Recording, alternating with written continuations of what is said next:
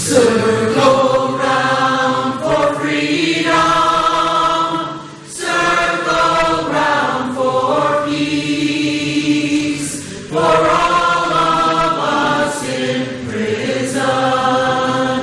Circle for release, circle for the planet, circle for restore, for the children of our children. Keep the circle whole. Circle round for freedom, circle round for peace, for all of us in prison. Circle for release, circle for the planet, circle for restore, for the children of our children. Keep the circle whole.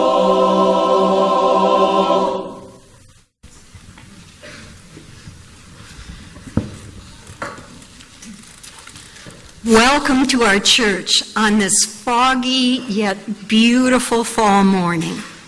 I'd like to extend a warm welcome to our guest speaker, Venerable Thubten Chodron, the founder and abbess of Sarvasti Abbey, located north of us outside Newport. I'll tell you a bit more about her later in our service. I also especially want to welcome those of you who are here for the first time or returning after an absence, as well as those of you who come often. Plus, those of you who are joining us from afar through our website. We're glad to have each of you with us, and we appreciate your unique background, beliefs, and lifestyle. Please join us after the service for coffee and conversation. Now take a moment to meet and greet those around you, and please especially welcome those who are new to our church.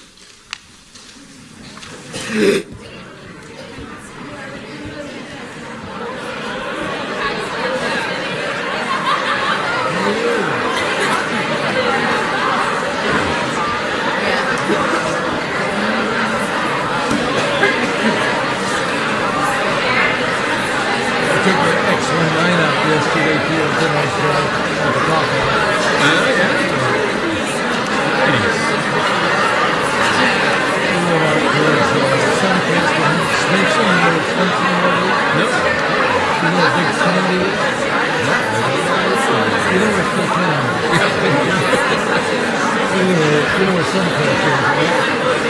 Suncrest, is that a community or is that a city?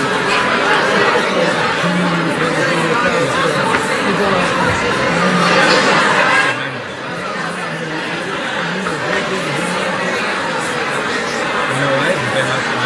I think I've been out there once.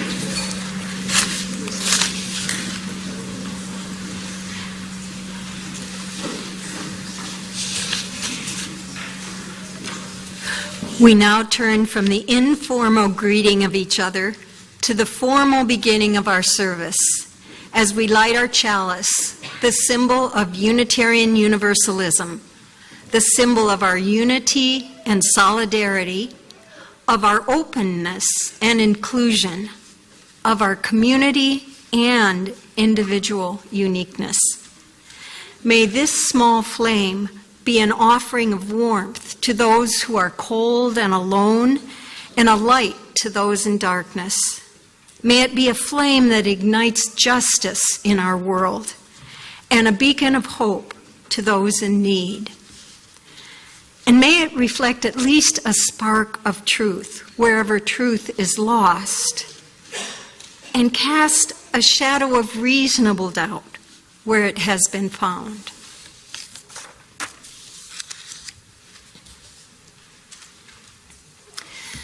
Today we begin our service with two short readings. The first is from the book Living with an Open Heart, co-written by our speaker, Venerable Thubten Chodron, and Dr. Russell Colts, who teaches at Eastern Washington University. The book is called Living with an Open Heart. Compassion requires courage. The courage to bring ourselves face to face with the difficulties of life, and the powerful emotions that sometimes arise within us. It requires courage and commitment to stay, to tolerate the distress and discomfort we feel when encountering these difficulties. Compassion is anything but weakness. Compassion requires us to stay when things get tough, to tolerate the very difficult emotions that arise when we come into contact with suffering and those who experience it. Compassion is courageous. Our second reading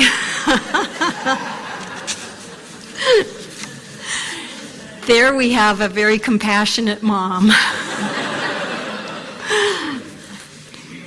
Our second reading is adapted from Dr. Martin Luther King Jr. We must all learn to live together as brothers and sisters, or we will perish together as fools. This is the greatest challenge of the hour. This is true of individuals. This is true of nations.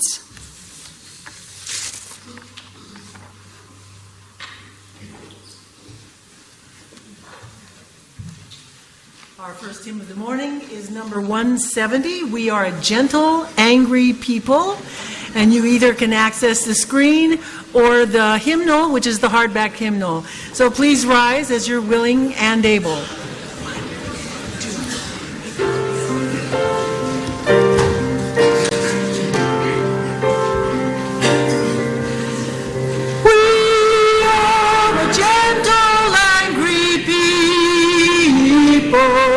And we are singing, singing for our lives.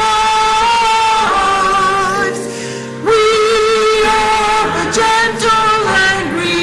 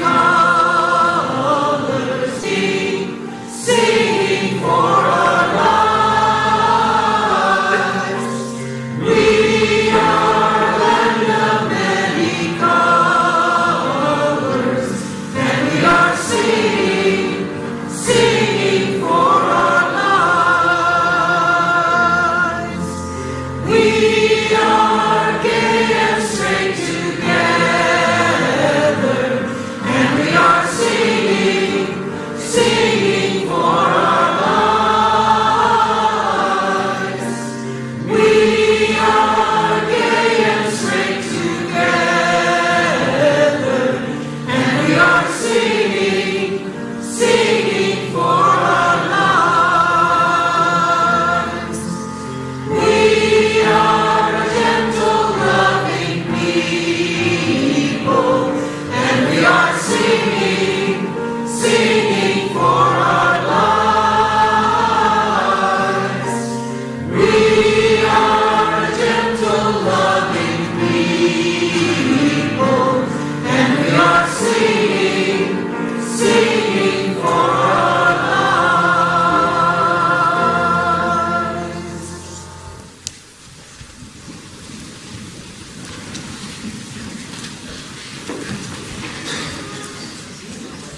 Don't you? I'd like to invite all the children and those young at heart to come up to the front. The story today is The Three Questions. The book and the illustrations are by John Muth, and the story itself came from Leo Tolstoy. Oh, come on up. Wow, what a great group. Do you want to move forward a little bit?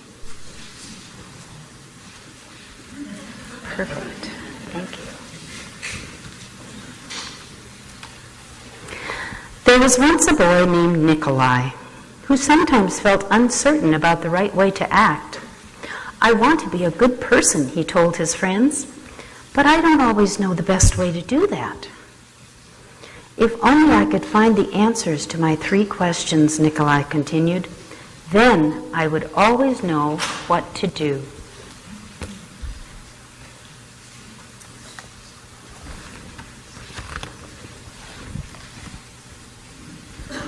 When is the best time to do things? Who is the most important one? What is the right thing to do? Nikolai's friends considered his first question. Then Sonia, the heron, spoke. To know the best time to do things, one must plan in advance, she said. Gogol the monkey, who had been rooting through some leaves to find something good to eat, said, you will know when to do things if you watch and pay close attention. Then Pushkin the dog, who was just dozing off, rolled over and said, you can't pay attention to everything yourself. You need a pack to keep watch and help you decide when to do things. For example, Gogol, a coconut is about to fall on your head.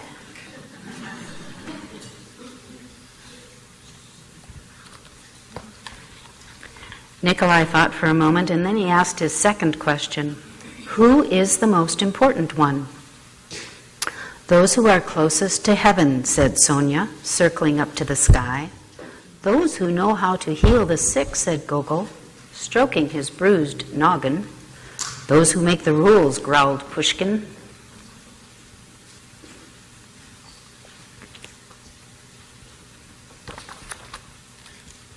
Nikolai thought some more, and then he asked the third question, what is the right thing to do? Flying, said Sonia. Having fun all the time, laughed Gogol. Fighting, barked Pushkin right away.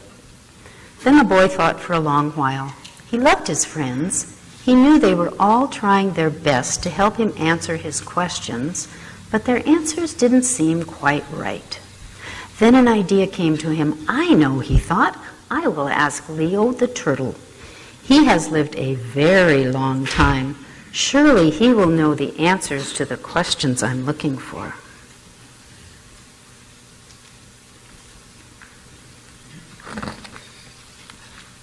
Nikolai hiked high up into the mountains where the old turtle lived all alone.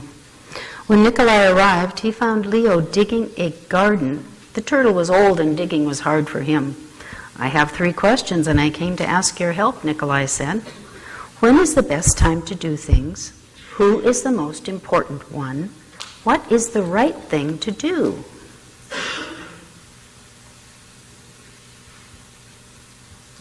You're such a good audience. You're not bad yourselves up there. Leo listened carefully, but he only smiled. Then he went on with his digging. You must be tired, Nikolai said at last. Let me help you. The turtle gave him his shovel and thanked him. And because it was easier for a young boy to dig than for an old turtle, Nikolai kept on digging until the rows were completed. But just as he finished, the wind blew wildly and rain burst from darkened clouds. As they moved towards the cottage for shelter, Nikolai heard a cry for help.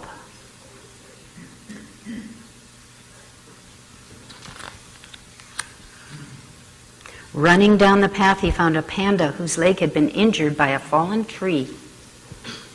There's the panda.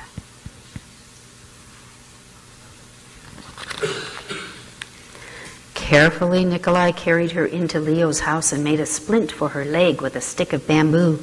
The storm raged on, banging at the doors and windows. The panda woke up. "Where am I?" she said. "And where is my child?"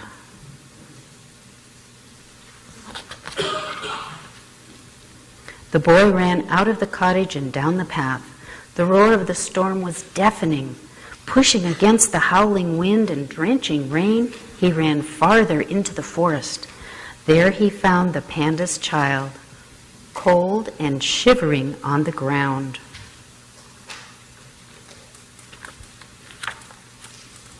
The little panda was wet and scared, but alive. Nikolai carried her inside and made her warm and dry, and then he laid her in her mother's arms. Leo smiled when he saw what the boy had done.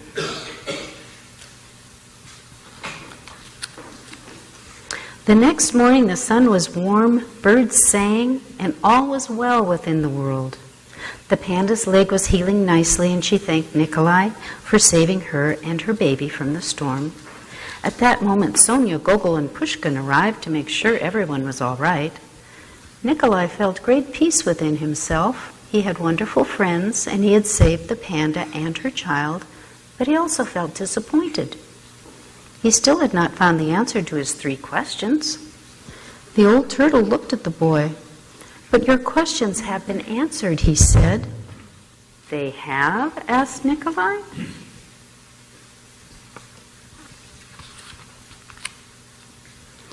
When you found the injured panda, the most important time was the time you spent mending her leg and saving her child. The most important ones were the panda and her baby, and the most important thing to do was to make them safe.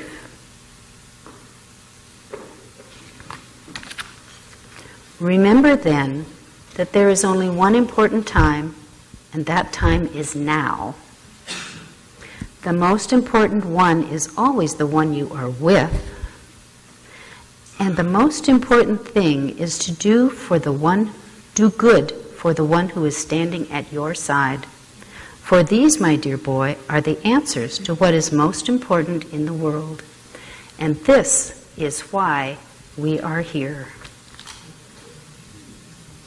You were a beautiful audience. Thank you so much. Shall we sing our children out?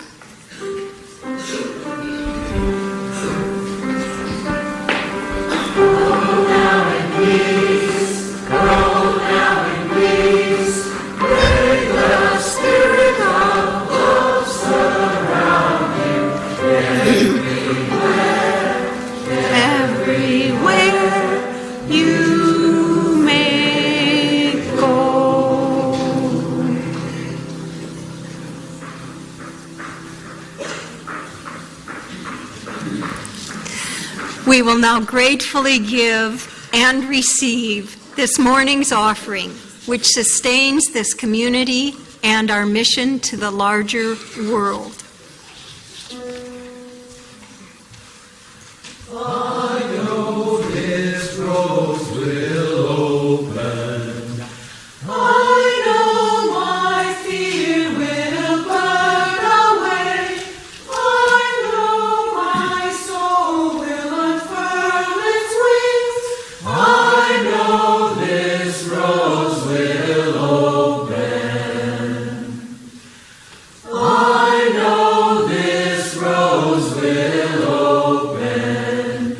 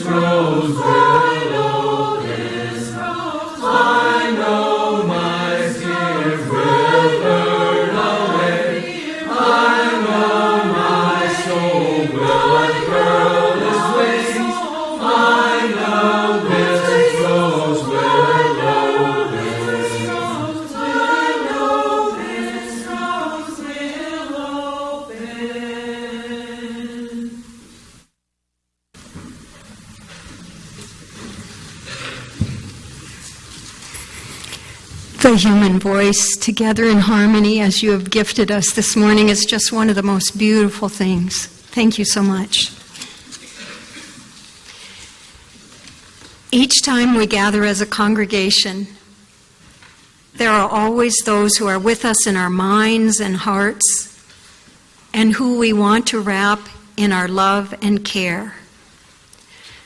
We kindle a candle of joy this morning for our guest, Venerable Thubten Chodron, who yesterday celebrated 40 years from her ordination as a Tibetan Buddhist nun.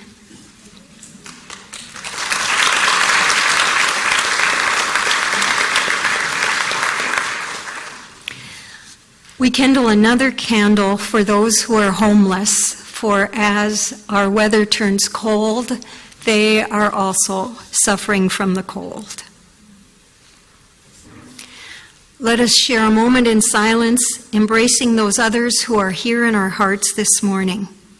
You are welcome to say their names aloud as you are willing. John and Carol. Carol's mother.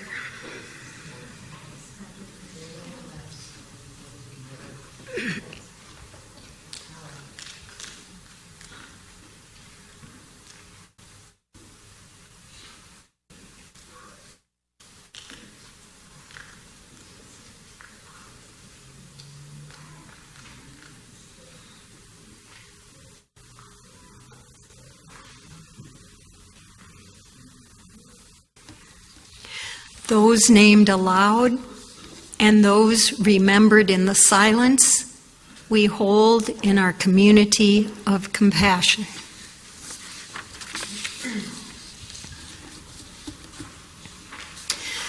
Now, take a moment to get comfortable. Close your eyes if you wish, and take several deep breaths.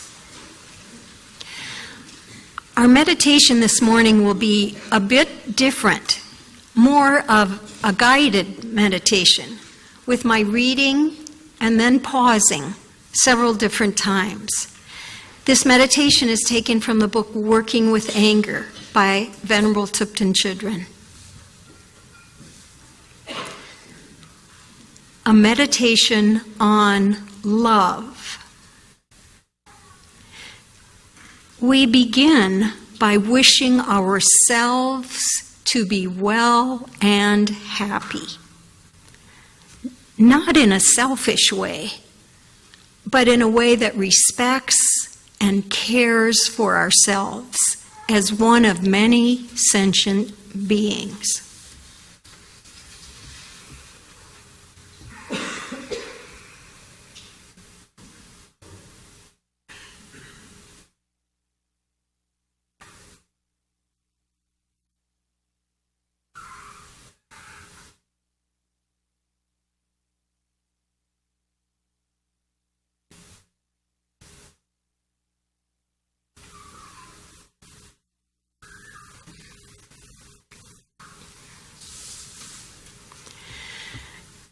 Now we gradually spread this wishing, this well-wishing, to our friends and family.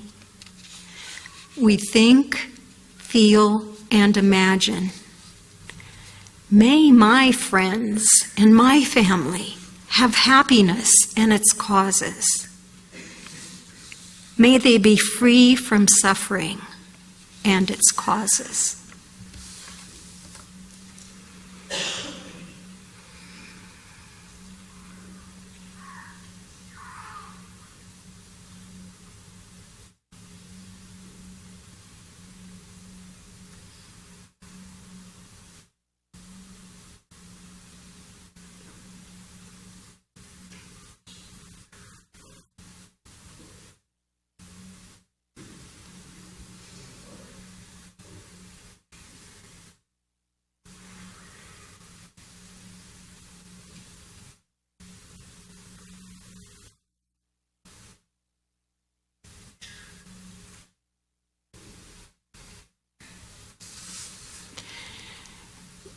Next, we generate the same feelings of well-wishing for people we don't know all those whose work in society contributes to our happiness, from those who pick up our garbage or build our roads, to those who teach in our public schools or staff our hospitals and nursing homes.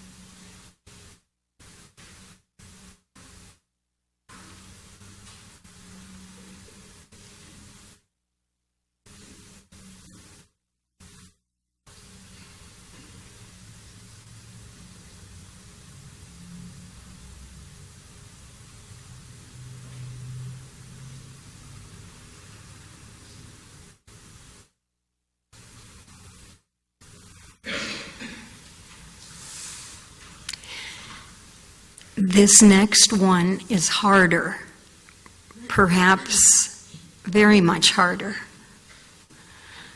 We wish all those who have harmed us, those whom we fear or feel threatened by, and those of whom we disapprove, to have happiness and its causes. At first, our mind may be resistant to this, but if we remember that these people have acted in these ways because they have been in pain or confused, then we can see that wishing them to be happy is wishing for the causes of their harmful behavior to be alleviated. This does not mean, for instance, that we wish for alcoholics to have an ample supply of liquor. Rather, we wish them to have a peaceful mind and self-confidence so that they no longer see alcohol as a way to deal with their pain.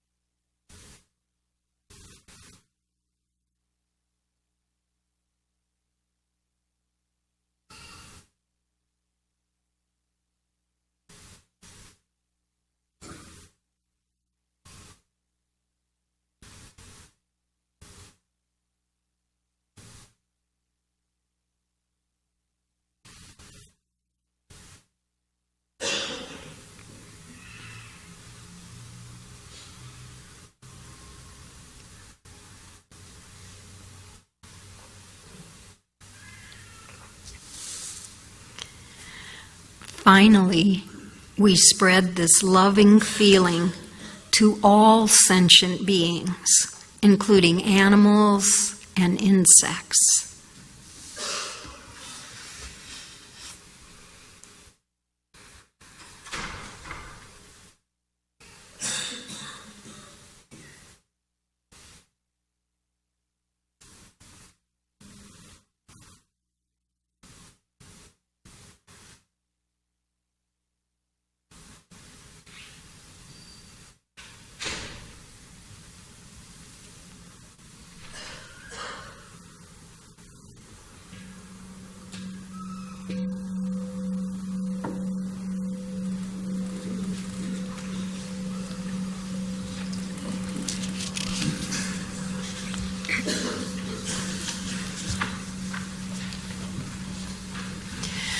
Our reading this morning is taken from the book Working with Anger by Venerable Thubten Chodron. Is anger a positive or necessary motivator for social change? Good question, don't you think? Here's Venerable's answer.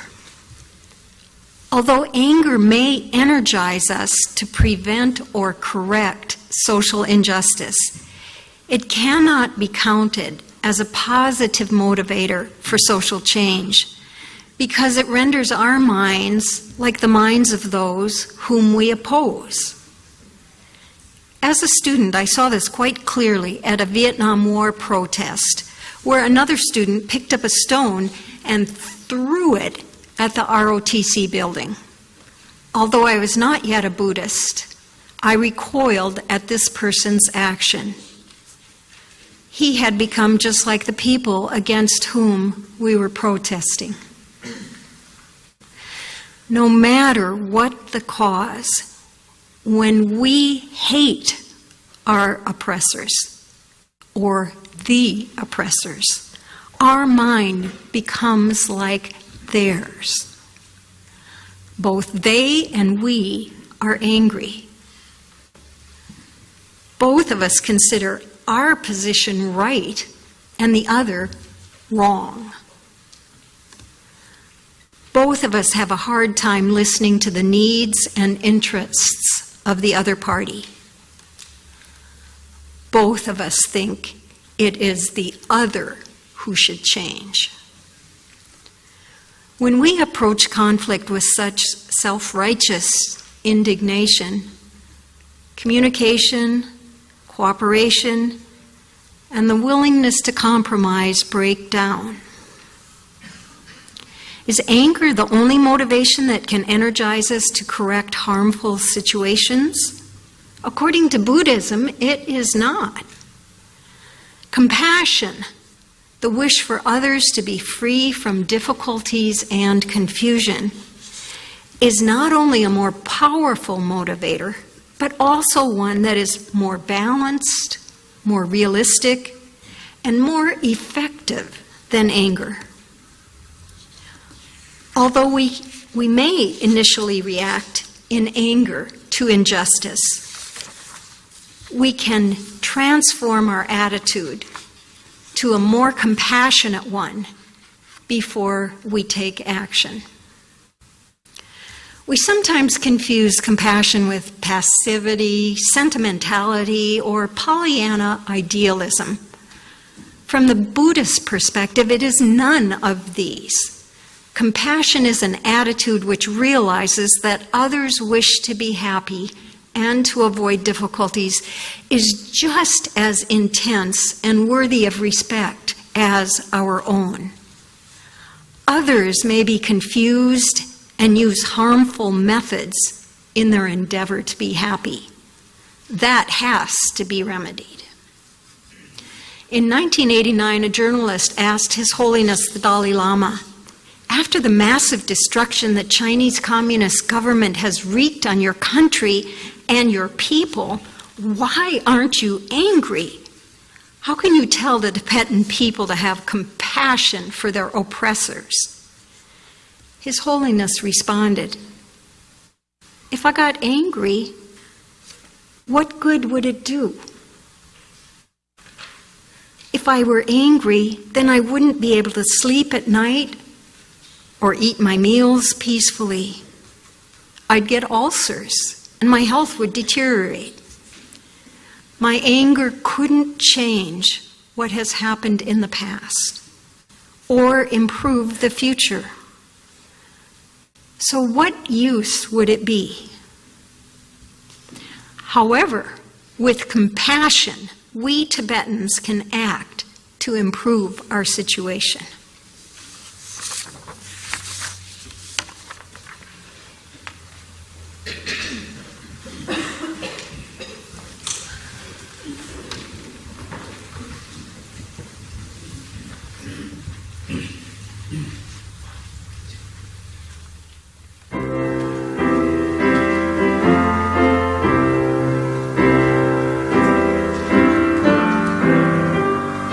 As we travel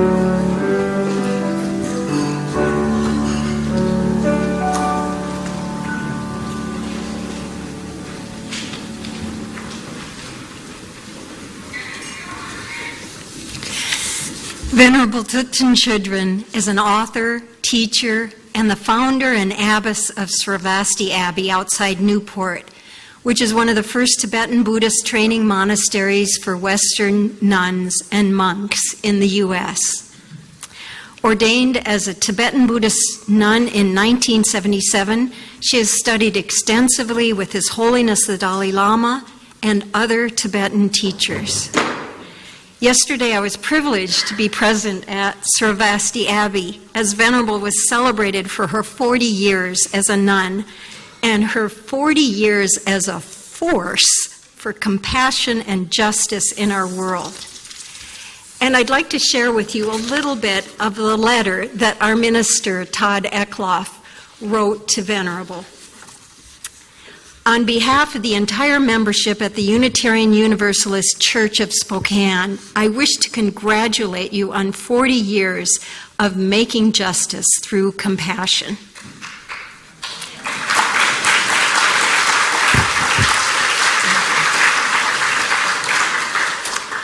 He went on to say, I thank you for your love and leadership in the world and for the blessing of partnership between our two faith communities. He closed by saying he hoped that we would have many more years of working together to make our world a more just and more compassionate place. So we are so happy to have you again in our pulpit. Thank you for joining us.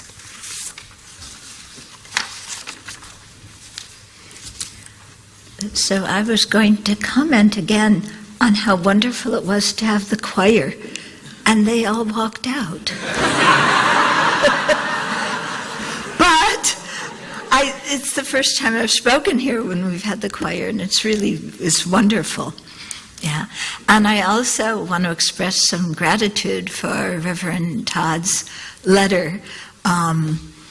When Trump's first immigration ban came out, my first thought was, we've got to call Reverend Todd and get together and say something about this. And I think what happened is some of our nuns and Todd and some of the people from the congregation here went down to Kathy McMorris's office together to speak with her, and they had some written material. And of course she wasn't there, and her office was closed. Yes, just coincidentally, but we tried, and I think it did make an impact, people saying things like that.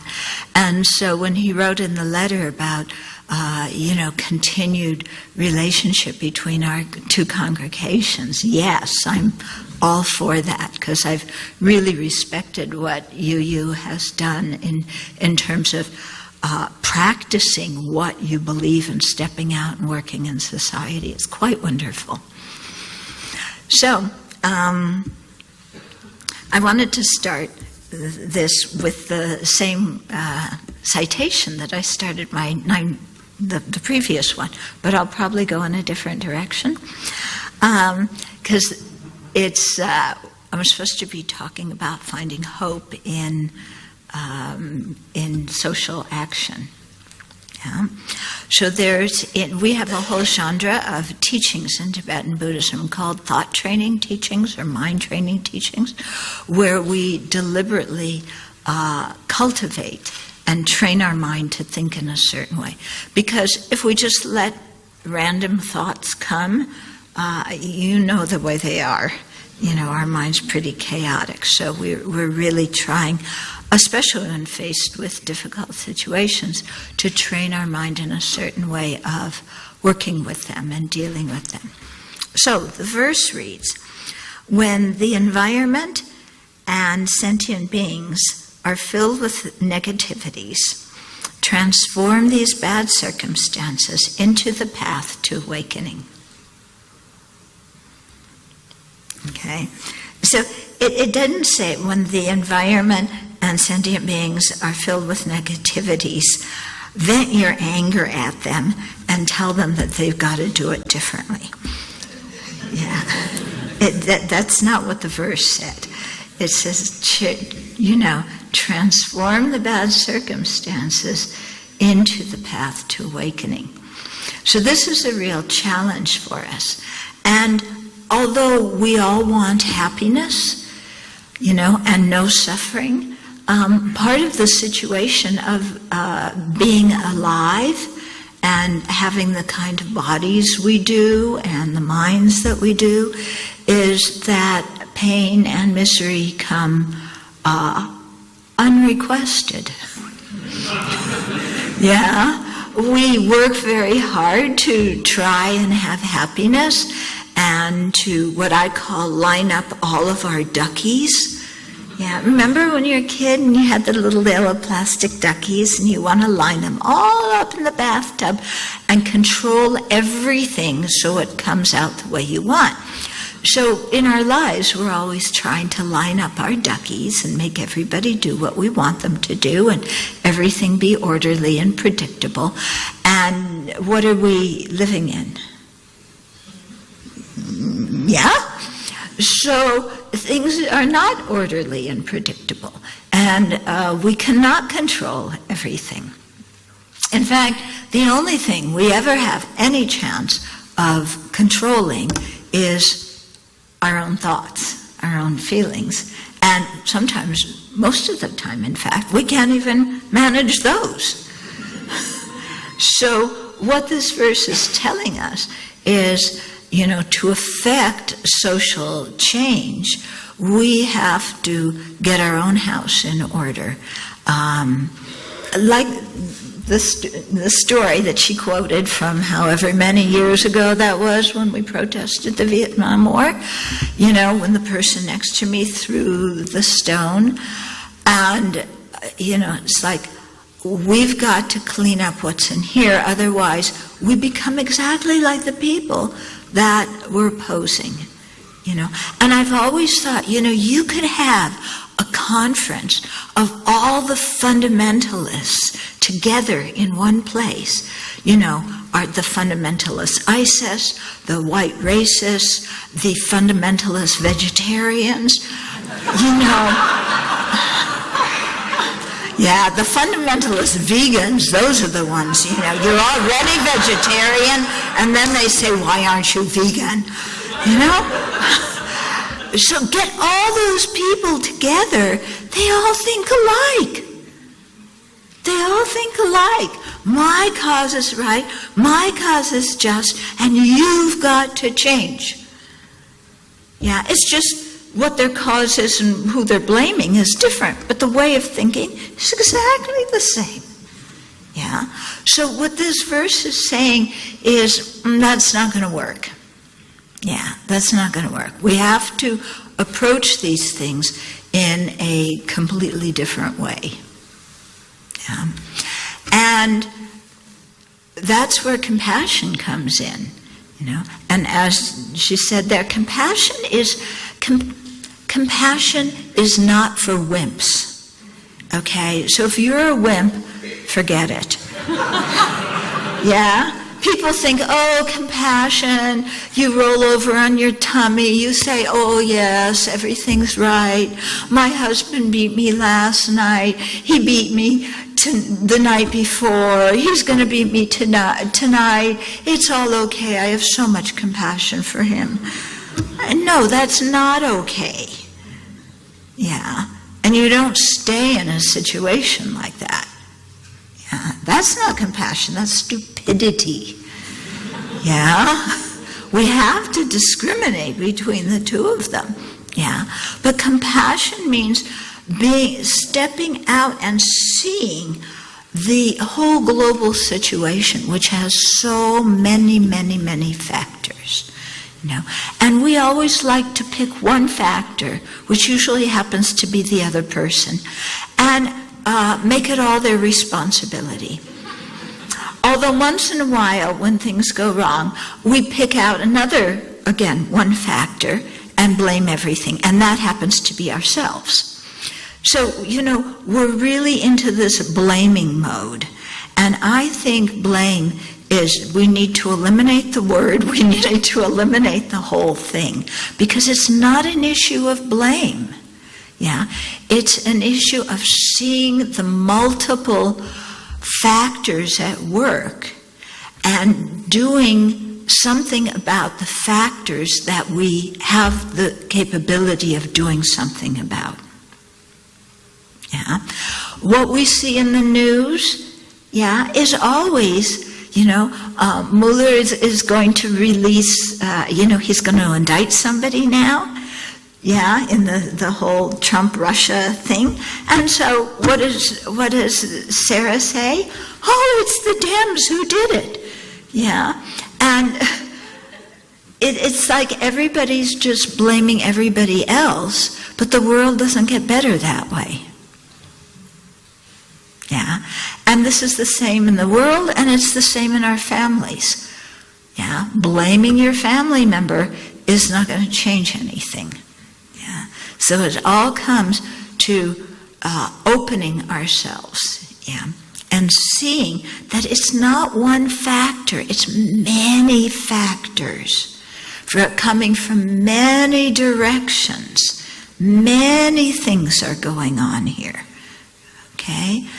And if you change one factor, depending on what that factor is, many things in the puzzle can change because they all can't remain the same. They're all existing dependent on each other. Yeah.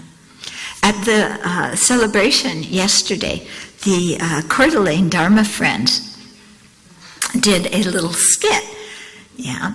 And because I'm always talking about, not always, but often talking about, got to keep myself truthful, not exaggerate, about one way I deal with what's happening in the world today is in my spiritual practice. We do a lot of bowing.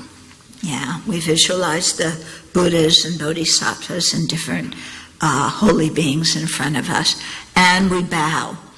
And so when I do this practice, I imagine everybody around me. They say to have your mother on your left and your father on your right. During the pre-election years, I had Hillary and Donnie. Yeah. And then they say to put the people that you have problem with in front of you, between you and the Buddha. So to look at the Buddha, to look at the holy object, you have to first look at all the people you can't stand. And all the people you judge, and all the people you're prejudiced against. You have to look at them. You can't put them at the back of the thing. So, Donnie's already here. I have Jeffy. I have Paul. I have Mitch. They're all there. And we're all bowing to the Buddha together. Can you imagine that? Yeah. Ted Cruz bowing to the Buddha.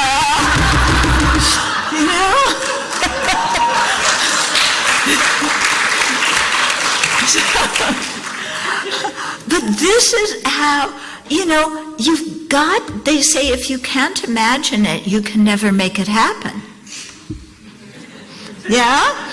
So this is one way I have of opening my heart towards all these people. Instead of putting them in a box, which it is certainly easy to do, with a big label on it, and throw them out the window, is to look and see here's a bunch of individuals who are suffering, and in their suffering, they're enacting harm on others because in their confusion, they're thinking that what they're doing is going to alleviate their own suffering.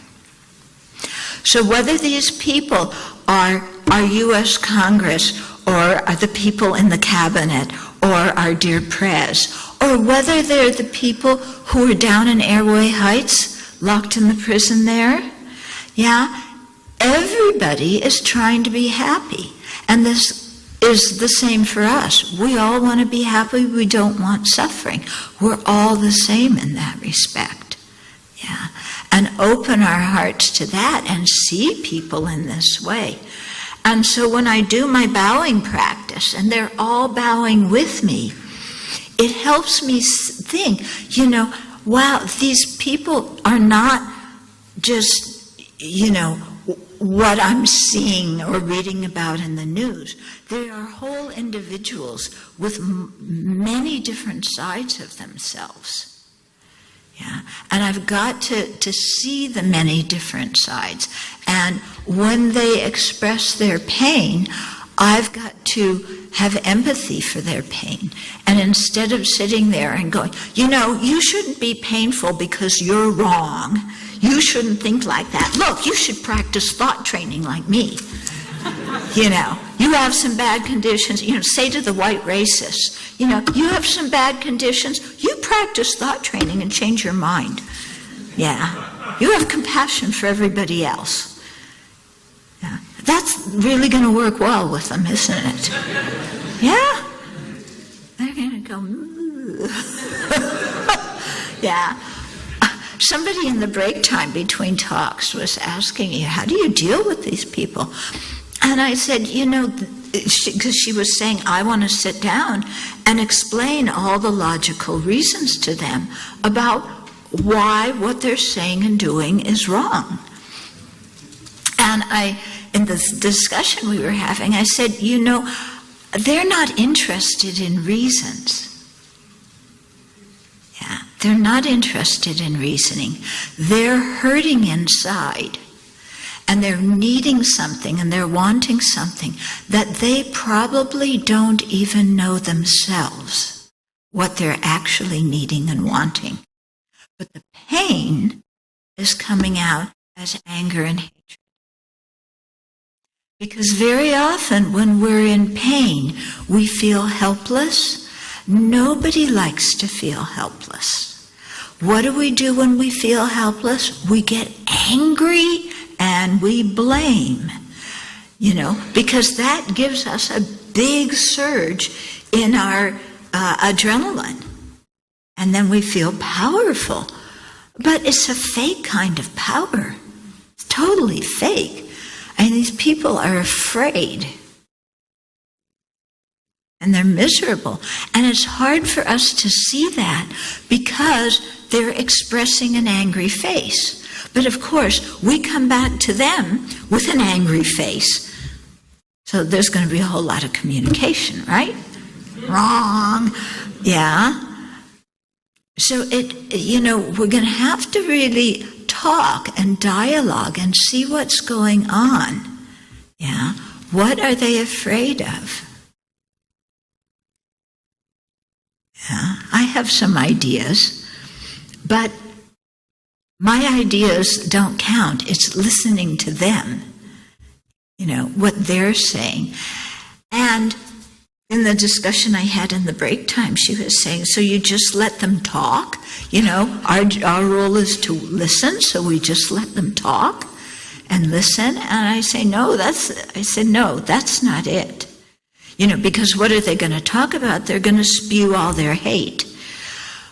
When you talk, you have to guide the conversation. And you have to guide it to what are you feeling and what are you needing and what are the important points in this for you? And get them to talk on another level. Yeah, not the ideological level, not the what we should do level. But what's feeding this? Yeah. Because we know, even in our own personal lives, when we're unhappy, we say and do all sorts of things that we later regret. But how often do we stop and ask ourselves, what am I feeling and what am I needing? And what am I really trying to say when I get angry?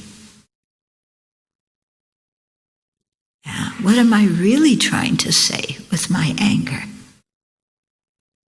Often, what we're trying to say when we're angry is, I'm lonely, I feel left out, I want to belong, I want to be appreciated.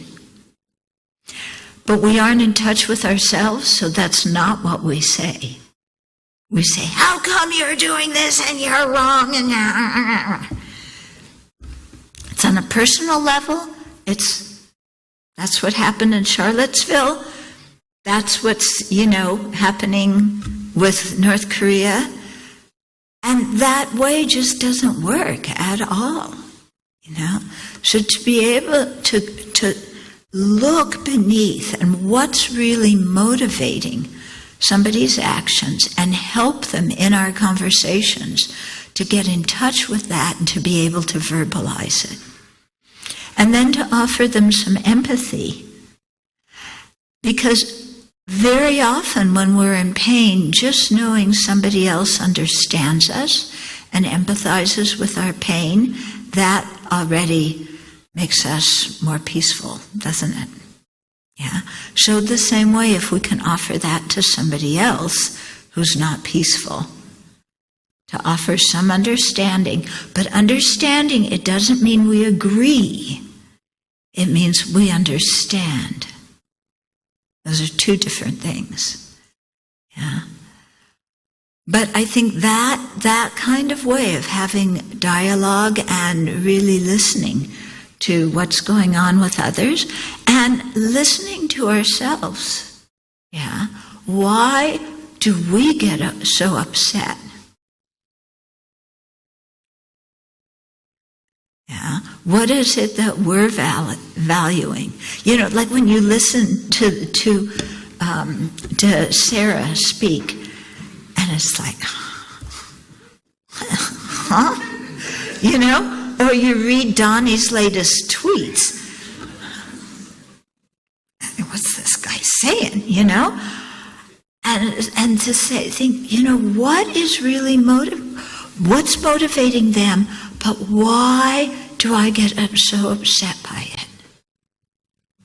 Yeah. Well, one reason is I value honesty. Yeah. And I need honesty, and I don't feel that honesty is being there. But does that mean I have to be angry at the other people? No. They value honesty too. Then the things that I think, the factors I can control, I have to be honest about those too. And not just say my side's right and your side's wrong. Okay. Some kind of, I guess they call it healing, So, I think that's one way to transform adversity into the path, yeah, and to help us generate more compassion for ourselves and for all the other people that we're in this big mess together with. Because we're all in it together, aren't we? Okay.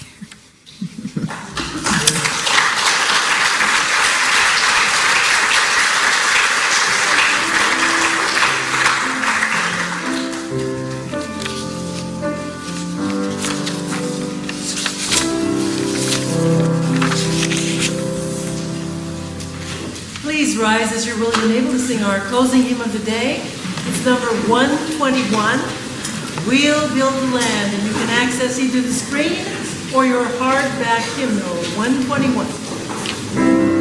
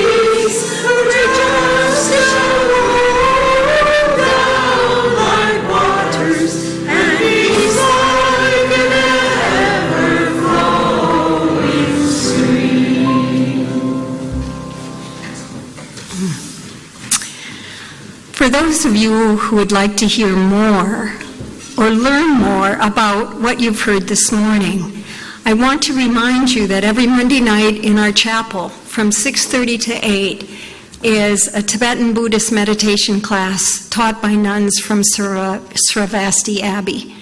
We are so pleased this is our 10th year that they have given us the gift of their teachings. But I have to warn you, it stops on December 11th is the last Monday night, and they go into, get this, a 3-month silent retreat. So if you don't catch us until December 11th, look for us in the spring. Our closing words were written by the Unitarian Universalist minister, Frederick Gillis. May the love which overcomes all differences, which heals all wounds, which puts to flight all fears, which reconciles all who are separated, be in us and among us now and always. Amen. Blessed be. Salam alaikum and Shalom.